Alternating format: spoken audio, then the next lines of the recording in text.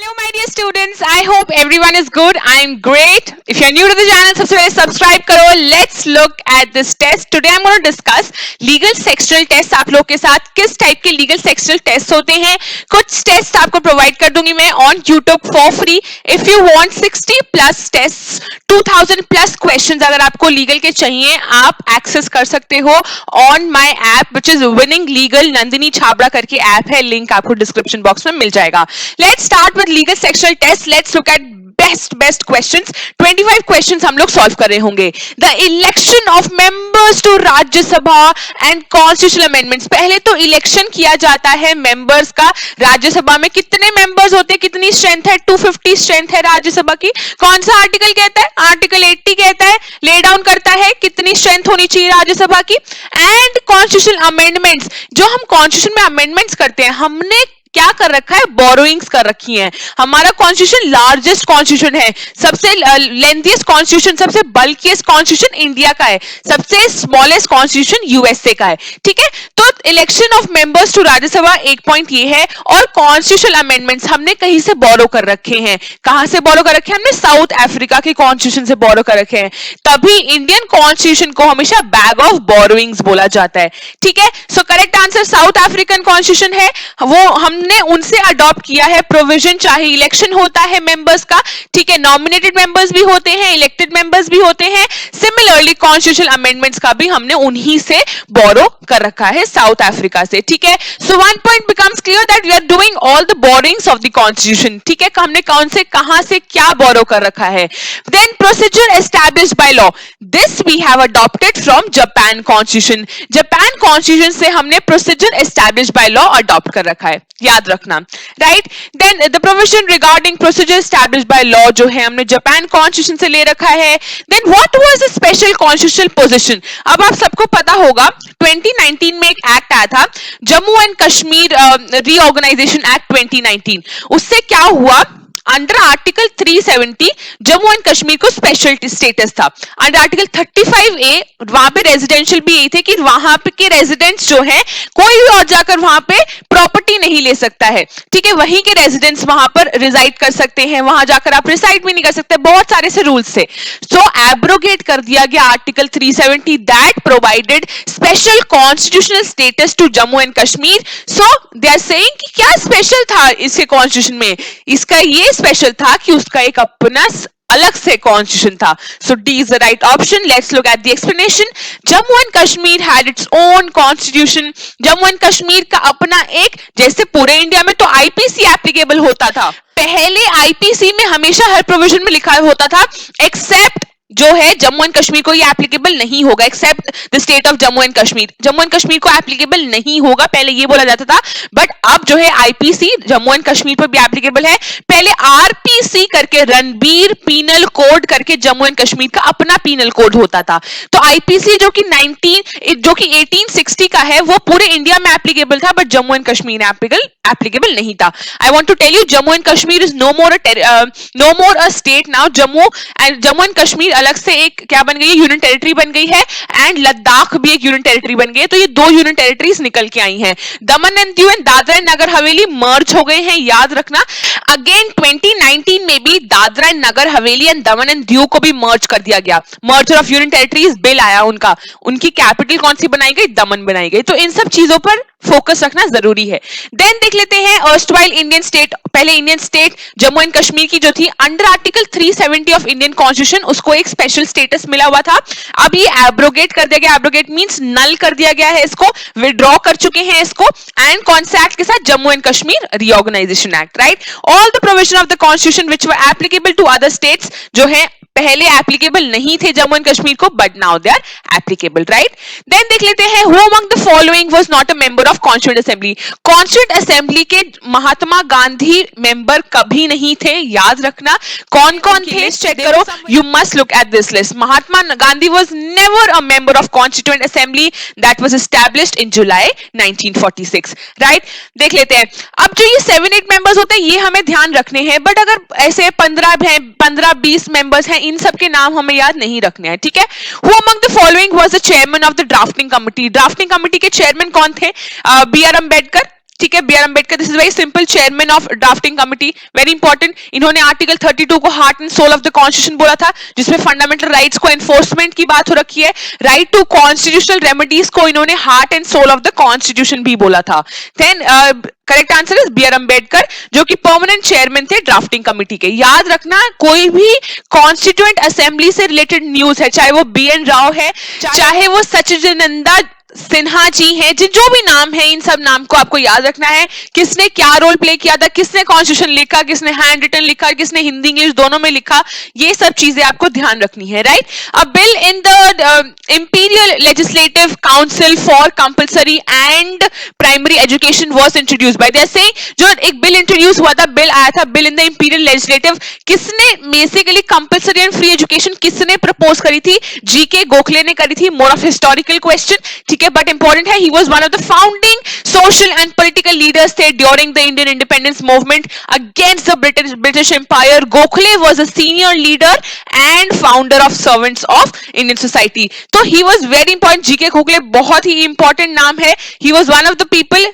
behind providing compulsory and free education to people, right? When the Constitution of India was enacted by a Constituent Assembly set up, अब जो Constituent Assembly set up कैसे हुई थी, they are asking, तो Constitution set up कैसे हुआ था, उससे पहले Constituent Assembly set up हुई थी। तो ये Constituent Assembly कैसे set up हुई थी, क्या एक रेजोल्यूशन पास हुआ था, क्या इंडियन नेशनल कांग्रेस ने किया था, इंडिपेंडेंस एक्ट ने किया था, या कैबिनेट मिशन प्लान ने किया था? तो एक कैबिनेट मिशन प्लान बैठा था 1946 का, तब जाकर कॉन्स्टिट्यूशन ऑफ इंडिया आया था, उससे पहले कॉन्स्टिट्यूएंट असेंबली थी।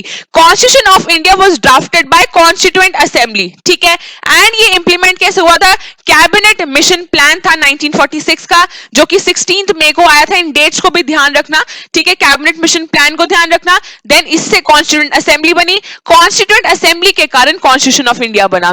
फिर design of the national flag, design of the national flag कब अडॉप्ट किया गया था, when was it adopted? National flag, national anthem, national song, everything has to be duly seen. So the correct answer is 22nd July 1947 को national flag of India adopt किया गया। 24 जुलाई 26 जुलाई इन सब में confuse मत होना, याद रखना 22nd July 1947 is the right answer, right? Then which of the following committees are committees of parliament? क्या public accounts committee, estimates committee, committee of public undertaking, ये सब कौन सी पार्लियामेंट की कमिटीज हैं? तो इसके yes, all of these, ठीक है, 1, 2 and 3 इसका आंसर है। all of these committees जो हैं they belong to parliament, right? parliament, legislature interchangeable है, लोकसभा, राज्यसभा, प्रेसिडेंट के बारे में, गवर्नर के बारे में हमें सारी इंफॉर्मेशन होनी चाहिए, चाहे वो आर्टिकल है, वाइस प्रेसिडेंट है, प्राइम मिनिस्टर है, इन सब के आर्टिकल्स को भी हमें ध्यान रखना है, right? Which committee formulated the framework for restructuring railways? तो रेलवेज को रीस्ट्रक्चर करने की बात किसने करी थी? It was none other than Rakesh committee, Rakesh Mohan committee responsible थी, ठीक है, formulating the framework for restructuring the Indian railways. Indian railways को रीस्ट्रक्चर करने में राकेश मोहन कमिटी सबसे आगे थी। कमिटीज करंट भी देखनी है, ओल्ड कमिटीज भी देखनी है, कोर्स में सारी कवर्ड हो रखी है वैसे। In which article of the constitution has a joint sitting of Lok Sabha and Rajya Sabha? कौन सा आर्टिकल बात करता है कि जॉइंट सिटिंग होनी चाहिए? नन अदर देन 108 आर्टिकल बात करता है जॉइंट सिटिंग की। तो ऐसे आर्टिकल्स इंपॉर्टेंट है, ऐसे आर्टिकल्स को हमें ध्यान रखना है, right? If a bill has been passed by one house and transmitted to the other house, all of this talks about article 108। You can give it a read, important है। 6 months में elapse हो जाता है, किन किन cases में elapse हो जाता है, इन सब चीजों को भी ध्यान रखना है हमें, right? Then which of the following exercise the most profound means very deep influence, बहुत गहरा प्रभाव डाला in framing the Indian constitution? कौन सा ऐसा सबसे ज्यादा गहरा प्रभाव हम सब पढ़ते आ रहे हैं? गवर्नमेंट ऑफ इंडिया एक्ट 1935 ने डाला था। बहुत सारे गवर्नमेंट ऑफ इंडिया एक्ट आए, बट 1935 ने सबसे गहरा इन्फ्लुएंस डाला, बहुत ज्यादा इंपैक्ट किया है इंडियन कॉन्स्टिट्यूशन को। हमने मोस्टली चीजें यहीं से ले रखी हैं, right? So government of India act 1935 ने बहुत डीप इन्फ्लुएंस दिया है, right, for the making of Indian constitution को। जैसे कंसेप्ट है centre list, state list, schedule 7 की बात कर रहे हैं, centre list, state list, concurrent list, उनमें देख लेना कौन कौन से प्रोमिनेंट सब्जेक्ट्स आते हैं, क्वेश्चन आ जाता है for DULLB, right? Then federal setup की बात करें, फेडरल सेटअप मीन सेंटर है बट स्टेट्स को भी पावर मिलती है। देन सेंटर स्टेट ऑटोनॉमी, किसको फ्रीडम मिले, कितनी फ्रीडम मिले, ये सब चीजों की बात हमने ये सब चीजें बोरो कर रखी है गवर्नमेंट ऑफ इंडिया एक्ट 1935 से। ये अगेन बोरोइंग्स का टॉपिक हुआ। Then which are one of the following set of bills is referred presented to the parliament. Budget के साथ साथ और क्या प्रेजेंट होता है? बजट के साथ साथ हमारे पास फाइनेंस बिल भी प्रेजेंट होता है एंड एप्रोप्रिएशन बिल भी सेट होता है। Financial bill and appropriation bill जो है पास होता है along with the budget. I want to tell you, budget जो है कॉन्स्टिट्यूशन में मेंशन्ड है बट बजट वर्ड कहीं नहीं है। एनुअल फाइनेंशियल स्टेटमेंट करके मेंशन्ड है अंडर आर्टिकल 112, याद रखना। And budget and annual financial statement एक ही होते हैं। बजट जो है देयरफॉर जो है कॉन्स्टिट्यूशनल स्टेटस उसके पास है, right. Then the constituent assembly form the drafting committee of Indian constitution. तो ड्राफ्टिंग कमिटी कब बनी थी वो पूछ रहे हैं। Drafting committee was made on 29 August 1947 में ड्राफ्टिंग कमिटी बनी थी of the Indian constitution, they are saying, right. 15 अगस्त 1947 हमें इंडिपेंडेंस मिल गई थी। ड्राफ्टिंग कमिटी, ठीक है, उसके बिल्कुल 14 डेज बाद बनी थी, ऐसे याद रख लेना, right. Then which one of the following articles empower the president? President के पास पावर है कि वो अपॉइंट कर सकता है प्राइम मिनिस्टर को। कौन से आर्टिकल के अंडर उसके पास पावर है? आर्टिकल 75 के अंदर उसके पास पावर है of the constitution states that prime minister shall be appointed. अब कौन अपॉइंट करता है प्राइम मिनिस्टर को? पूछ सकते हैं। प्रेसिडेंट अपॉइंट करता है and other ministers shell also be appointed by the president. और किसके एडवाइस से? प्राइम मिनिस्टर के एडवाइस से। 72 से 75, 76 एवरी आर्टिकल, ये आर्टिकल सब ध्यान में रखना, कोई भी क्वेश्चन आ सकता है। Then who is the chairman of Lok Sabha? Lok Sabha के चेयरमैन कौन होते हैं? स्पीकर होते हैं, ठीक है। Speaker is the person responsible. Currently कौन है? ओम बिरला जी है, he is from Rajasthan, right. तो speaker of Lok Sabha is the presiding officer and the lower house of the parliament. Lower house बोलते हैं, अपर हाउस राज्यसभा को बोलते हैं। राज्यसभा के ऑफिशियल चेयरपर्सन कौन होते हैं? हमारे वाइस प्रेसिडेंट, ठीक है, ex officio.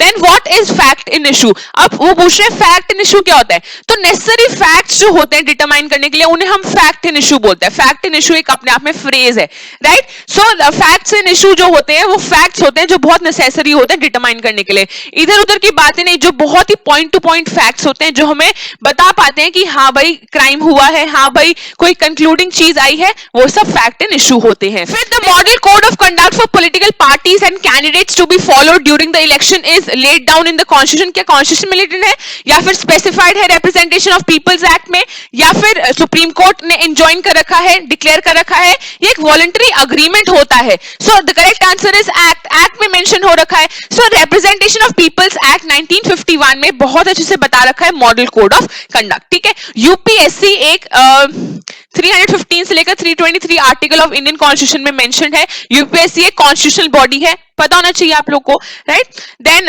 Custom is a source of, custom international law का भी सोर्स है, म्युनिसिपल लॉ का भी सोर्स है। तो correct answer will be both A and B.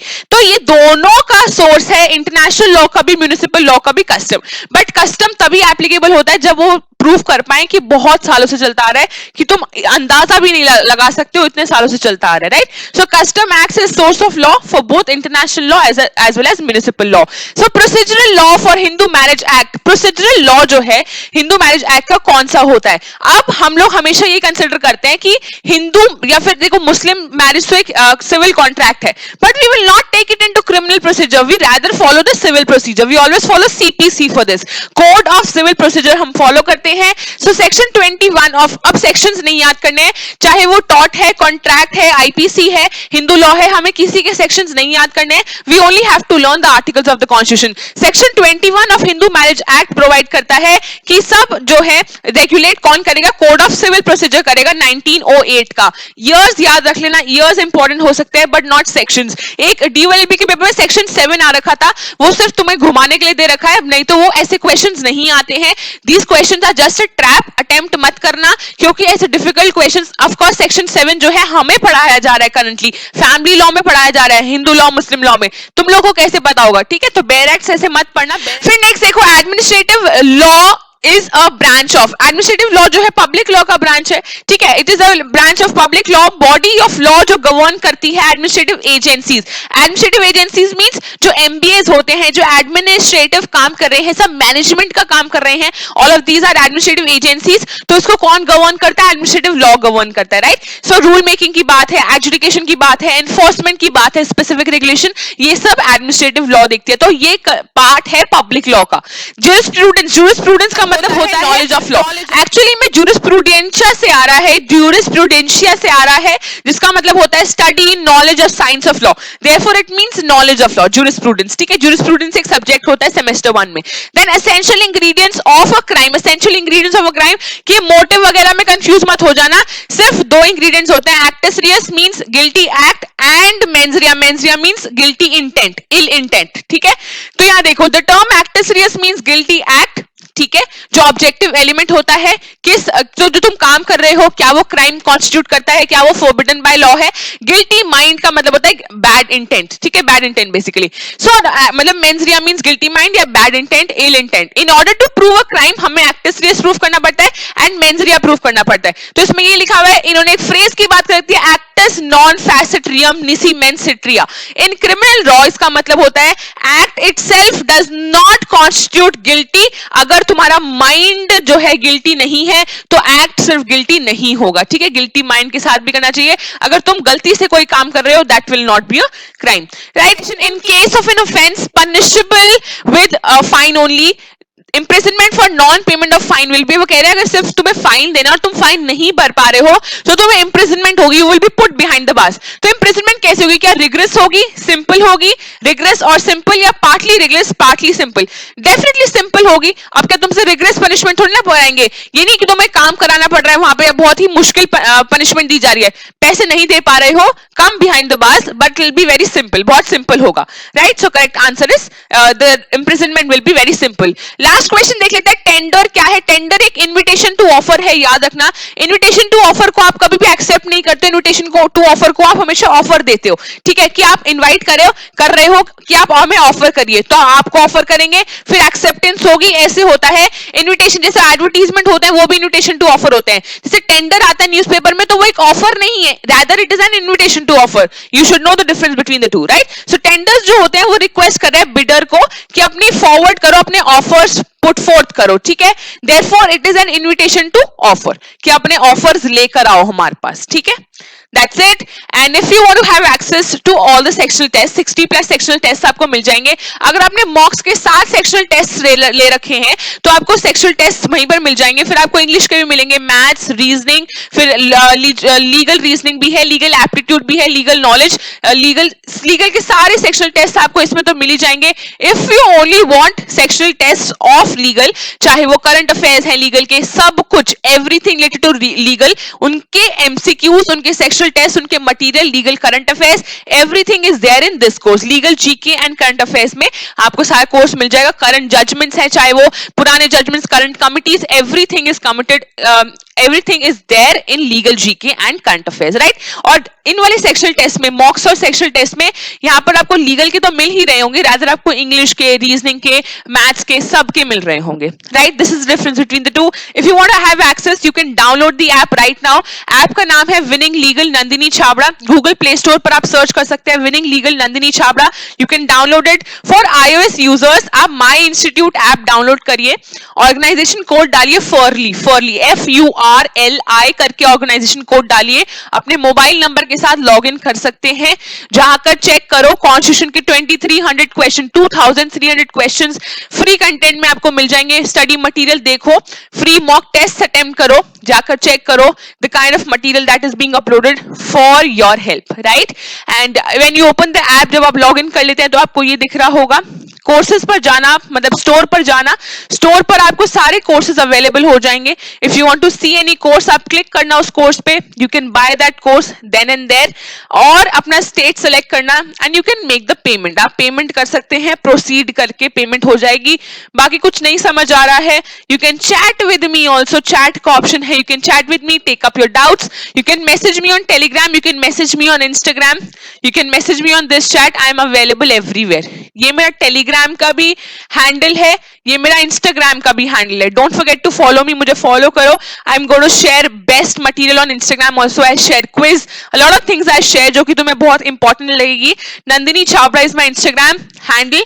For chat it is my telegram handle as well, right? But अगर आपको सब pdfs वगैरह चाहिए तो आपको नंदिनी छाबड़ा टेलीग्राम पर भी मिल जाएंगी, बाकी ऐप पर तो सब कुछ अपलोड हो ही रहा है. All right, thank you so much. This is my email id winninglegaledu@gmail.com. In case of any doubt, take up with me. Thank you so much. Don't forget to subscribe and like this video if you like it. I'm here to help you, helping all of you out there. All the very best. Keep your preparation on and remember, I'm always there. All right, take care and see you all soon. Bye bye.